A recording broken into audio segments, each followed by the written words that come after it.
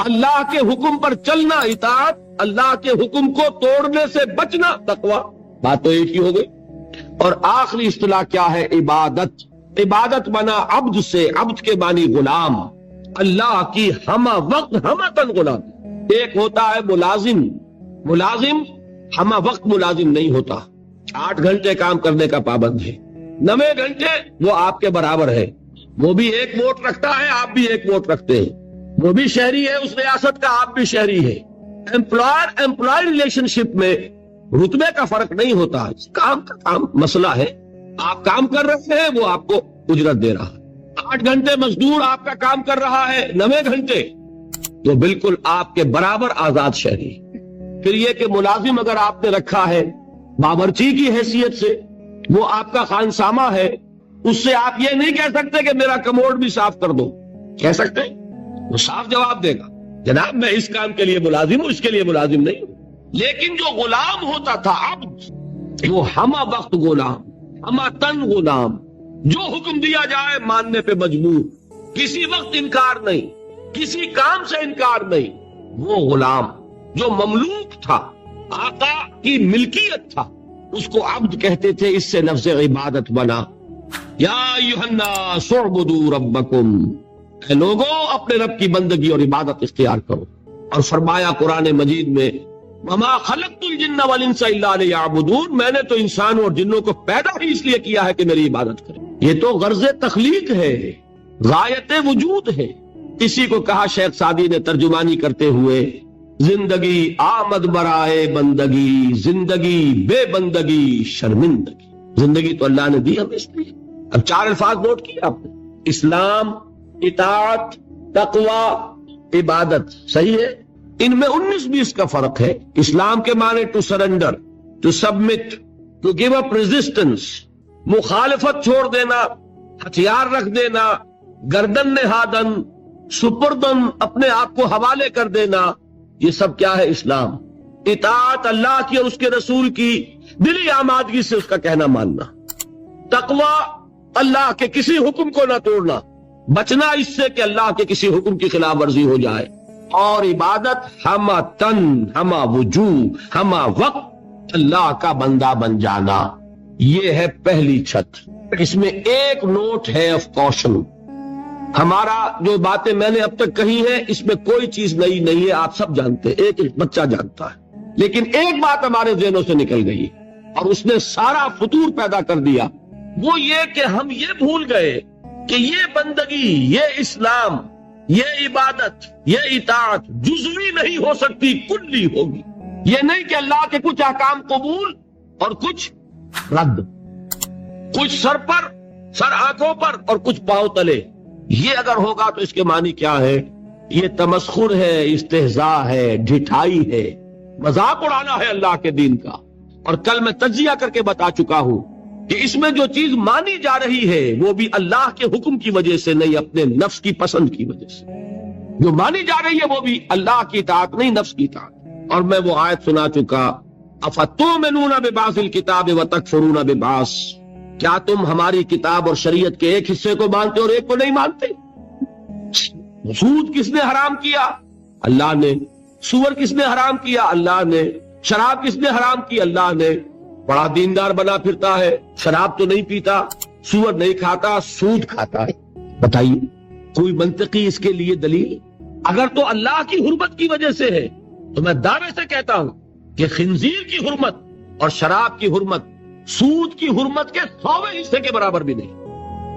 حدیث سنا چکا ہوں آپ کو، الربا 70 جزءا، سود کے گناہ کے 70 حصے ہیں. ایسروہا، اس میں سب سے ہلکا حصہ اس کے مساوی ہے، ان ينكح الرجل امہ، کہ کوئی شخص اپنی ماں سے زنا کرے. اب آپ کیلکولیشن لگا لیجیے، کیا سور کے کھانے پر اللہ کی طرف سے اعلان جنگ آیا ہے؟ کیا شراب کے پینے پر اللہ کی طرف سے اعلان جنگ آیا ہے؟ شراب کے بارے میں تو تسلیم کیا گیا، اس میں کچھ خیر بھی ہے، نفع بھی ہے، لیکن اس کو ہم نے حرام اس لیے کیا ہے کہ اس کے مضرت کا پہلو، گناہ کا پہلو اس کے منفعت کے پہلو سے زیادہ ہے. یسألونک عن الخمر والمیسر قل فیہما اسم کبیر ومنافع للناس واسمہما اکبر من نفعہما. یہ فرمایا نا، لیکن حرام. اور سود پر کہا کہ اگر باز نہیں آتے فَأَذَنُوا بِحَرْبٍ مِّنَ اللَّهِ وَرَسُولِهِ، تو کان کھول کر سن لو اللہ اور اس کے رسول کی طرف سے اعلان جنگ. یہ بات اچھی طرح سمجھنے کی. یہ بندگی پارشل نہیں ہو سکتی، کمپلیٹ ہوگی. اسلام میں آنا ہے تو پورے کے پورے میں آنا ہوگا، ادھورے میں نہیں آئے.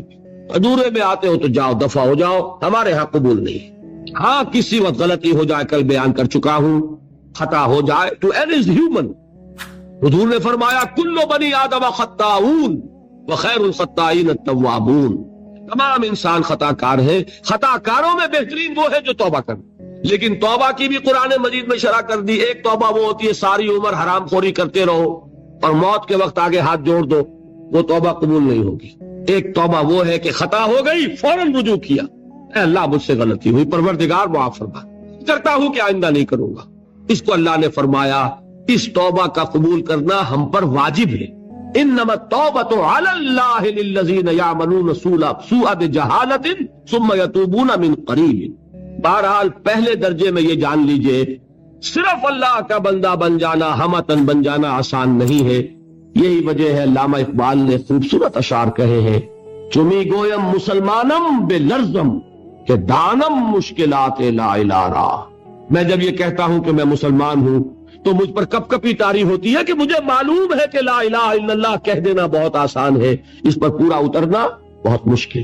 یہ شہادت گاہ الفت میں قدم رکھنا ہے اور لوگ آسان سمجھتے ہیں مسلمان ہونا. یہ اشعار تو یاد ہوں گے. دیکھیے یہ پہلی منزل بنی ابھی، اور پہلی منزل ہی اتنی کٹھن ہے. البتہ اس کی کٹھنائی کو اللہ نے آسان کیا. 4 ایسے عمل ہمیں عطا فرما دیے کہ اگر ان کی پابندی کریں گے تو آسان ہو جائے گا اللہ کی بندگی کرنا. نماز اس لیے تاکہ یاد رہے کہ ہم نے اللہ سے یہ عہد کیا ہے. 5 مرتبہ اپنے کاموں سے نکلو، کہیں غفلت طاری نہ ہو جائے. آؤ اپنے عہد کو تازہ کرو. ایاک نعبد و ایاک نستعین، پروردگار میں عہد کرتا ہوں، تیری ہی بندگی کرتا ہوں اور کروں گا، اور تجھ ہی سے مدد چاہتا ہوں اور چاہوں. حفیظ جالندری کا ایک بڑا پیارا شعر ہے، سجدے میں گر کر آدمی کیا کرتا ہے. بڑا پیارا شعر ہے. سرکشی نے کر دیے دھندلے نقوش بندگی، آؤ سجدے میں گریں لوح جبیں تازہ کریں. ہمارے تو ماتھے پہ لکھا ہونا چاہیے کہ یہ بندہ ہے، اللہ کا بندہ. سرکشی جو ہے اس کی وجہ سے یہ نقش کچھ مدھم ہو گئے ہیں. سجدے میں گرو اور تازہ کرو تاکہ وہ نقش بندگی جو ہے پھر اجاگر ہو جائے. سرکشی نے کر دیے دھندلے نقوش بندگی، آؤ سجدے میں گرے لوح جبیں تازہ. نماز کیا ہے؟ بندگی کے اقرار کو تازہ کر. پھر اس عبادت میں آڑے آتے ہیں انسان کے نفسانی خواہشات. اس نفسانی خواہشات کا مقابلہ کرنے کے لیے کیا دیا؟ روزہ. حضور نے فرمایا صوم جنتن، روزہ ڈھال ہے. نفس کا حملہ کس پر روکو گے؟ روزے کی ڈھال پر.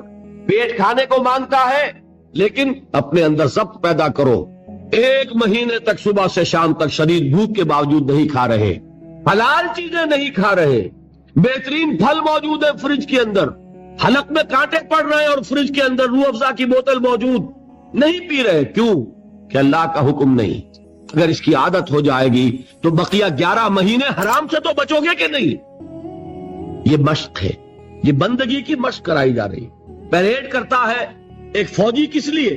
جس وقت پریڈ کر رہا ہے اس وقت جنگ تو نہیں ہو رہی نا، لیکن مشق کرے گا تو چاق و چوبند رہے گا کہ جب جنگ ہوگی تب بھی یہ چاق و چوبند رہے اور ایک کوشن پر موو کرے، ایک کمانڈ کے اوپر آگے ٹوٹ پڑے. اس کی عادت کرنی پڑتی ہے. تو نفس کے حملوں کو روکنے کی عادت پیدا ہوئی کس سے؟ روزے سے. اللہ کی بندگی میں ایک بہت بڑی رکاوٹ ہے مال کی محبت. مال محبوب ہے. یہ تو میں آپ کو اقسام شرک میں بتاؤں گا. زر پرستی بھی شرک ہے جسے کوئی نہیں جانتا.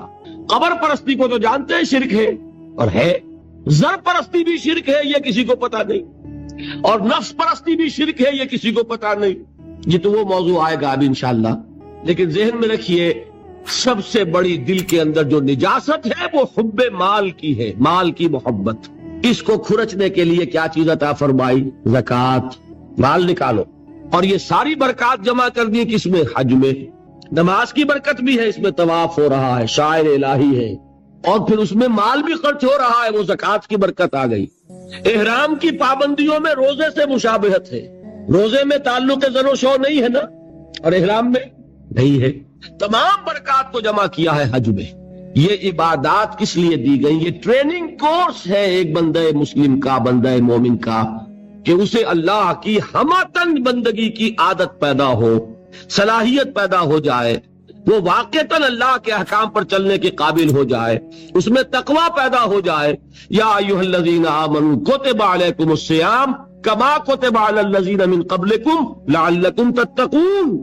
اہل ایمان تم پر روزے فرض کیے گئے جیسے کہ تم سے پہلی امتوں پہ فرض کیے گئے تھے، تاکہ تمہارے اندر تقوی پیدا ہو. تو یہ جان لیجئے یہ 4 ستون اور یہ چھت. ایک بات میں ذرا عرض کر دوں، برا نہ مانیے، اگر کسی جگہ 4 ستون کھڑے ہو اور اوپر چھت ہونا تو آپ کیا کہیں گے؟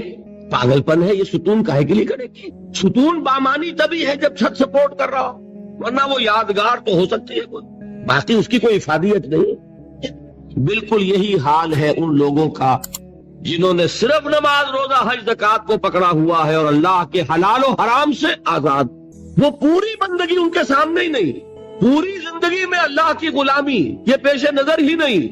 نماز، روزہ، حج، زکات یہ کر لیا اور دین کے تقاضے گویا کہ پورے ہو گئے، جو بھی ہم سے دین کا مطالبہ تھا ہم نے ادا کر دیا. اس کی مثال یہی ہے کہ 4 ستون ہے، چھت نہیں.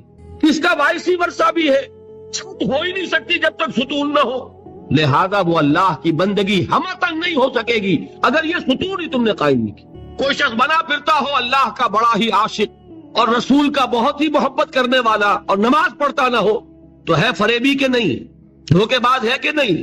یہ چھت کا دعویٰ کر رہا ہے بغیر ستون کے، اور وہ ستون لیے بیٹھا ہے بغیر چھت کے. دونوں شکلیں یکساں غلط.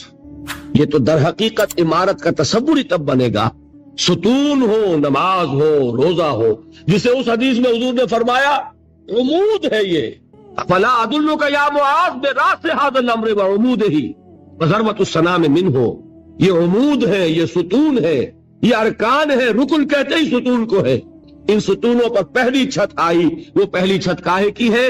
اسلام کی، عبادت کی، تقوی کی، اطاعت کی، جو ہمتن ہوگی، جو ہمہ وقت ہوگی، ہمہ وجوہ ہوگی. یہاں تک تو بات کل بھی کچھ آ گئی تھی، اب اگلے پر آئیے. دوسری چھت کون سی ہے؟ وہ ہے دعوت، تبلیغ، امر بالمعروف نہی عن المنکر، تواصی بالحق، شہادت حق. اس کے لیے بے شمار اصطلاحات ہیں.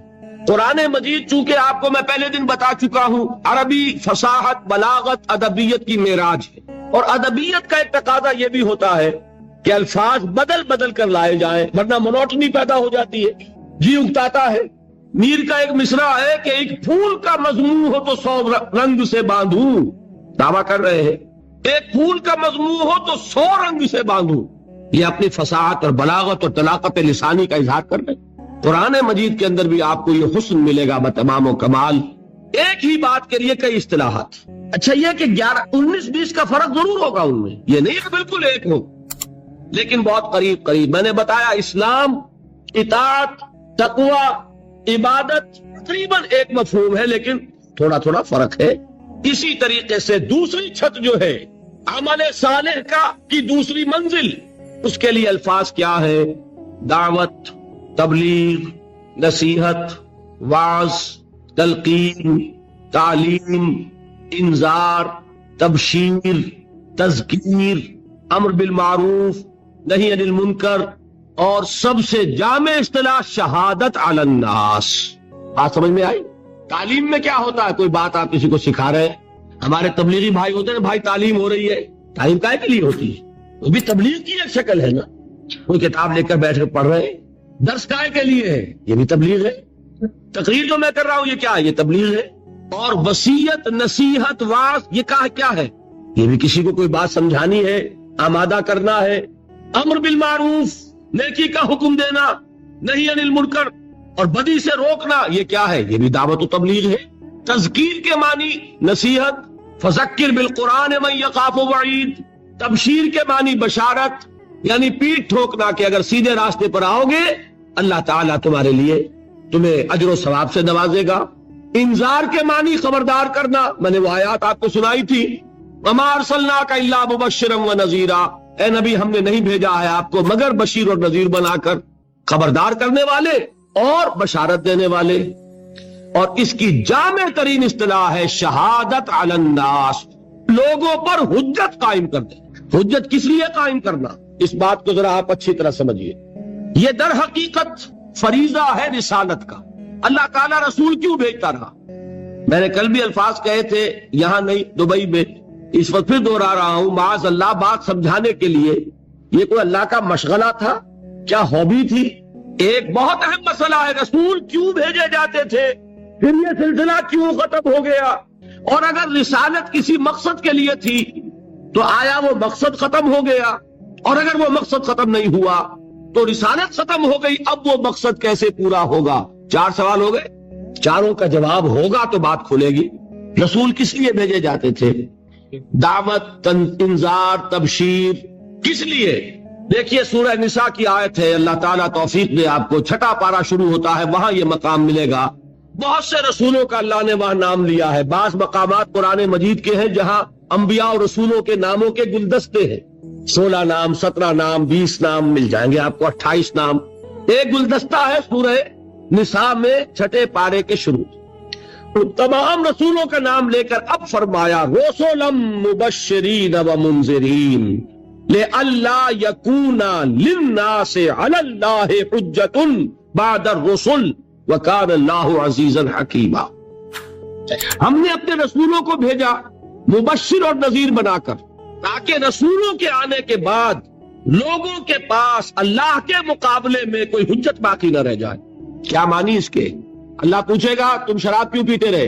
اے اللہ تو نے ہمیں بتایا نہیں کہ حرام ہے. دلیل ہو جائے گی کہ نہیں؟ ہمیں بتایا ہی نہیں کہ حرام ہے. جب تک قرآن میں آیت نہیں اتری کہ آخری آیت کے حرام ہے، صحابہ پیتے رہے کہ نہیں؟ فرض کیجئے کہ جب آیت اترتی، فرض کیجئے کہ حضور کسی مصلحت کی وجہ سے کہ یہ مشکل کام ہے، یہ حکم نہیں مان سکیں گے میرے ساتھی، اور میں نے اگر یہ حکم دیا تو بھیڑ چھڑ جائے گی، دیکھنا